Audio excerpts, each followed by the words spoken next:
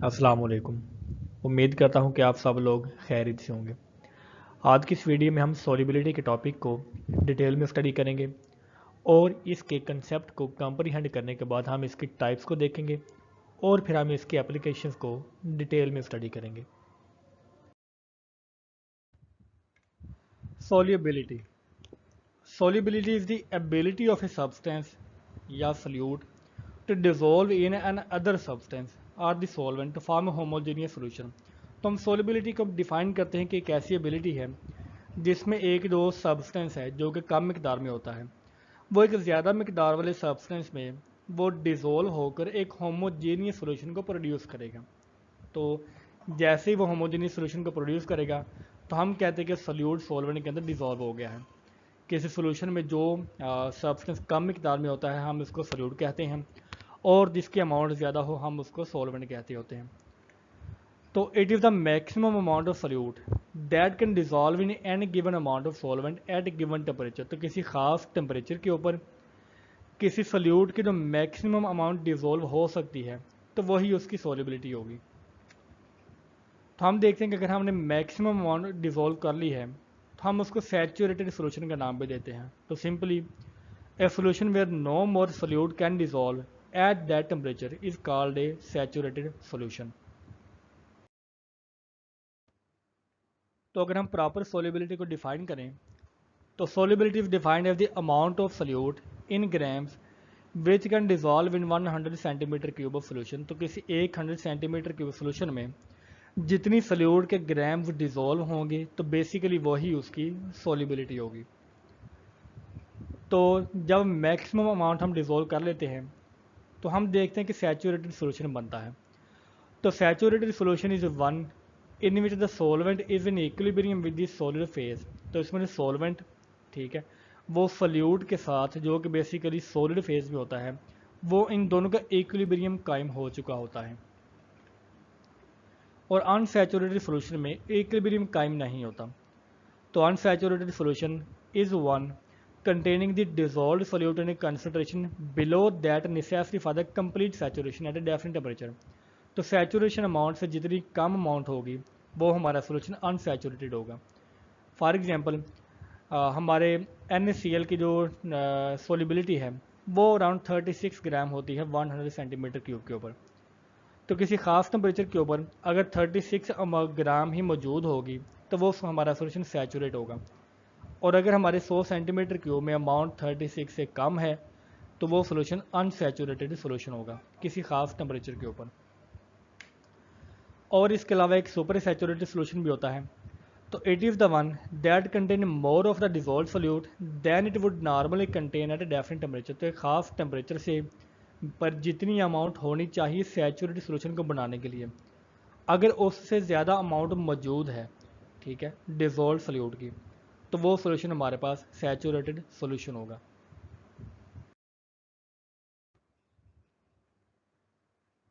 तो सॉल्युबिलिटी की different types भी होती हैं। अगर हम इसको सिंपली अगर हम इसका ओवरव्यू लें तो solubility of gases in liquid, तो गैस किसी लिक्विड में डिज़ोल्व हो सकती है। फॉर एग्जांपल हमारी ऑक्सीजन वाटर में डिज़ोल्व होती है जिसकी वजह से हमारी जो एक्वेटिक लाइफ है वो ज़िंदा रहती है। उसके बाद solubility of liquids in liquid, तो एक लिक्विड दूसरे लिक्विड में डिज़ोल्व हो सकता है। फॉर एग्जांपल अल्कोहल को हम वाटर में मिक्स करते हैं तो वो लिक्विड इन लिक्विड की एग्जांपल है। Solubility of solid in liquid ठीक है, तो सॉलिड किसी लिक्विड में डिज़ोल्व हो सकता है जैसे कि हम नमक को पानी में डिज़ोल्व करते हैं। और ये जो टाइप ऑफ सॉल्युबिलिटी है ये इसके कन्वर्सली भी हो सकती है जैसे कि लिक्विड गैस के अंदर हो सकता है, लिक्विड लिक्विड के अंदर होता है और लिक्विड किसी सॉलिड के अंदर भी हो सकता है। इनके अलावा गैस का जो सॉलिड के अंदर सोल्यूशन है वो भी बन सकता है, लेकिन अगर हम प्रॉपर सॉल्युबिलिटी की बात करें तो वो यही होती हैं जिनको हम नॉर्मली डिफाइन करते हैं। तो जो सॉल्युबिलिटी के डिफरेंट स्टेप्स हैं वो ये हैं कि सबसे पहले सॉल्वेंट के जो मालिक्यूल्स हैं उनमें एक होल ओपन होता है ठीक है, उनके मालिक्यूल एक स्पेस क्रिएट करते हैं सोल्यूट के पार्टिकल्स के लिए।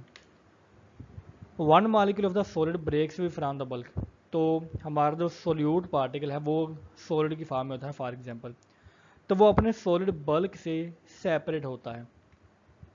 सेपरेट होने के बाद जो सॉलिड मालिक्यूल है वो इस सॉल्वेंट के होल के अंदर एंटर होता है, और एंटर होने के बाद सॉल्वेंट उसको चारों तरफ से घेर लेता है। और जब सॉल्वेंट उसको चारों तरफ से घेर लेता है तो हम कहते हैं कि सॉलिड का पार्टिकल डिसॉल्व हो चुका है किसी लिक्विड या गैस में। ठीक है, तो जैसे यहाँ पर ये सॉलिड है, ये पहले अपने मालिक्यूल से जुदा होगा। ठीक है, वाटर के मालिक्यूल्स ने इनको अट्रैक्ट किया, और सैल्वेशन के प्रोसेस में पॉजिटिव आयन को नेगेटिव आयन्स ने या नेगेटिव पार्ट ने या डाइपोल ने उसको चारों तरफ से घेर लिया, और नेगेटिव पार्ट को वाटर के पॉजिटिव हिस्से ने चारों तरफ से घेर लिया। तो जब इस तरह की कंडीशन को हो तो हम कहते हैं कि वो सॉल्युबल हो चुका है। तो मैकेनिज्म ऑफ सॉल्युबलाइजेशन में देखते हैं कि पोलर सॉल्वेंट्स में, तो owing to their high dielectric constant, polar solvents का जो डाइलेक्ट्रिक कांस्टेंट है यानी कि पोलराइजेबिलिटी है वो बहुत ज़्यादा होती है। तो polar solvent reduces the force of attraction between oppositely charge ion in the crystal. तो ये फॉर एग्जांपल हमारे पास एक क्रिस्टल है, इस आयनिक क्रिस्टल में पॉजिटिव और नेगेटिव चार्जेस आपस में अटैच होते हैं। तो पानी का डाइलेक्ट्रिक कांस्टेंट ज़्यादा होने की वजह से या किसी भी पोलर सॉल्वेंट का डाइलेक्ट्रिक कांस्टेंट ज़्यादा होने की वजह से जो पोलर सॉल्वेंट का नेगेटिव पार्ट है वो पॉजिटिव पार्ट ऑफ सॉल्यूट को अपनी तरफ अट्रैक्ट करेगा। तो ऑपोजिटली चार्ज आयन एक दूसरे को अट्रैक्ट करते हैं। तो किसी पोलर कंपाउंड का जो पॉजिटिव पोल है वो सॉल्यूट के नेगेटिव पोल को अपनी तरफ अट्रैक्ट करेगा। तो यहाँ पर पॉजिटिव नेगेटिव के साथ अट्रैक्ट होता है, और जो नेगेटिव है वो पॉजिटिव के साथ अट्रैक्ट होता है। तो इस अपोजिट अट्रैक्शन की वजह से जो ये पॉजिटिव पार्ट है वो यहाँ से सेपरेट होना शुरू होता है, और ये नेगेटिव पार्ट भी यहाँ से सेपरेट होना शुरू होता है। इट मीन्स कि ये जो सॉल्यूट का पार्टिकल था, ठीक है, ये डिसोसिएट होना शुरू होता है और ये टूटना शुरू होता है। Polar solvent break covalent bond of potentially strong electrolytes by acid base reaction. तो एसिड बेस रिएक्शन में, ठीक है, तो वहाँ पर जो इनका कोवलेंट बॉन्ड है वो टूट जाता है। तो polar solvents are capable of solventing molecules and ions through dipole interacting force. तो ये डायपोल इंटरेक्टिंग फोर्स होती हैं।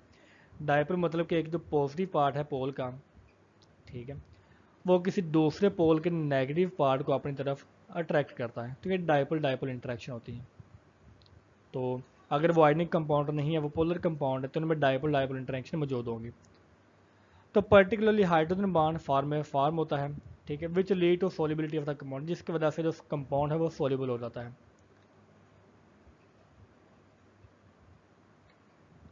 However, non-polar solvents won't obey the above mechanism of solubilization, so they are unable to dissolve the ionic and polar solute. तो अगर solvent हमारे पास non polar होगा तो उनमें ये वाला मैकेनिज्म नहीं होता जिसमें पहले सोल्यूट जो है वो टूटता है, फिर इसके बाद उसको चारों तरफ से वो दूसरे मालिक्यूल घेर देते हैं, ठीक है, तो इनमें वो वाला मैकेनिज्म नहीं होता। इस वजह से पोलर मालिक्यूल नॉन पोलर को अपने अंदर डिसॉल्व नहीं कर सकते। तो ये हमारे पास एक सिंपल प्रोसेस होता है जिसमें एक जो सोल्यूट का पॉजिटिव पार्ट है उसको नेगेटिव पार्ट चारों तरफ से घेर लेता है, ठीक है, ये नेगेटिव पार्ट है सारा वाटर का, और नेगेटिव हिस्से को इसका जो पॉजिटिव पार्ट है वो इसकी तरफ मुड़ते हैं और वो इसको अपनी तरफ अट्रैक्ट करते हैं, और ये सैल्वेशन का प्रोसेस भी होता है। तो non polar solvents can dissolve non polar solutes with similar internal pressure through induce dipole interaction. तो जैसे कि हमारे पास एक प्रिंसिपल होता है लाइक डिसॉल्व लाइक का, तो इसी के बेसिस के ऊपर नॉन पोलर सॉल्वेंट से नॉन पोलर सोल्यूट को ही अपने अंदर डिसॉल्व करेंगे।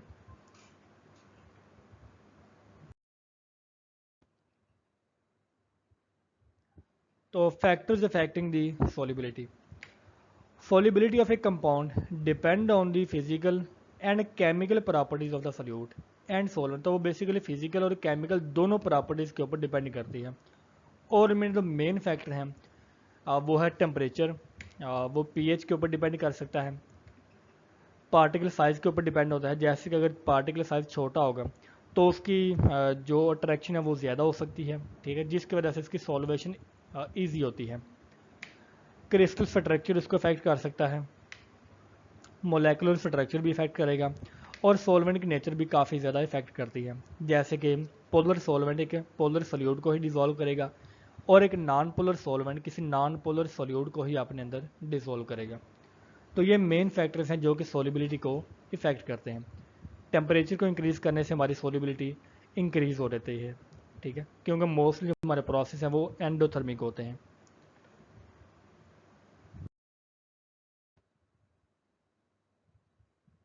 एप्लीकेशंस ऑफ द सोलिबिलिटी, तो हम देखते हैं कि solubility is of fundamental importance in large number of scientific discipline. तो पूरी साइंस में सोलिबिलिटी की काफ़ी ज़्यादा अहमियत शामिल होती है। फॉर एग्जांपल हमारे जो मेडिसिन में इसका काफ़ी ज़्यादा अहमियत होती है, और हमारे जो प्रैक्टिकल एप्लीकेशन है मुख्तलिफ, वहाँ पर इसका काफ़ी ज़्यादा यूज़ होता है। और इसके अलावा पोल्यूटेंट्स के ट्रांसपोर्ट में हम इसको इसकी स्टडी करके सोलिबिलिटी की हम एनवायरमेंटल स्टडीज़ में भी इसको अप्लाई कर सकते हैं। Solubility represents a fundamental concept in field of research such as, तो केमिस्ट्री की फील्ड की रिसर्च में, हमारी फिज़िक्स में, फूड साइंस में, फार्मास्यूटिकल्स में और बायोलॉजिकल साइंसेस में भी इसकी काफ़ी ज़्यादा अहमियत होती है।